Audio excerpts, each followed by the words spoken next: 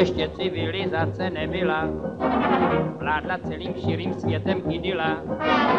Lidi byli jen nahaté opice, Brontosaurus válcoval jich silnice.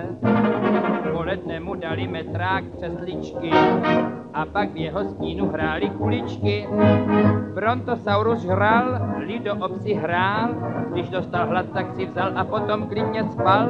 K obědu měl datle, k večeři zas jelena, spal mi měl paraple, mlíko z vemena. Nic nepočítal, nebyly peníze, měl to, co si vzal, nebyla kríze a k tomu času byla fůra. Lidi byli nevinní, nebyla cenzura, nečtli noviny.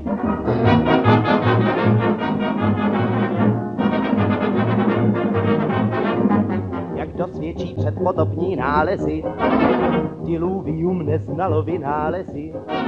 Jednoho dne přišlo lidem za těžký chodit líčit na mamuty jen pěšky. Vypsali soutěž na vynález kola, netušíce, co zla kolo vyvolá. Každý kolo chtěl, dal za něco měl, ten, co kolo vymyslel, čím dále více chtěl. Dávali mu škeble, on chtěl pterodaktyla, cena kola hnedle závratná byla.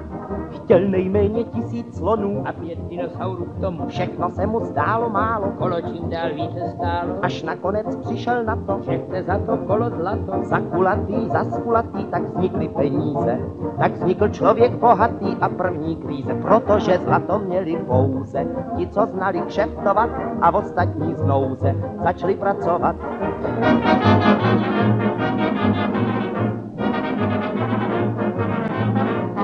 Místo jeskyně teď lidi mají dům, vynález kola hnali ad absurdum.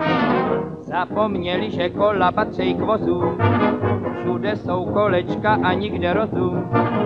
Koleček ze zlata je čím dále víc, jenže ta kolečka už neplatí nic.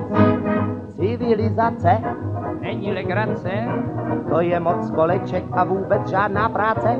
My už nejsme lidi, my jsme jenom partaje, žádnej z nás nevidí, v čem ta chyba je.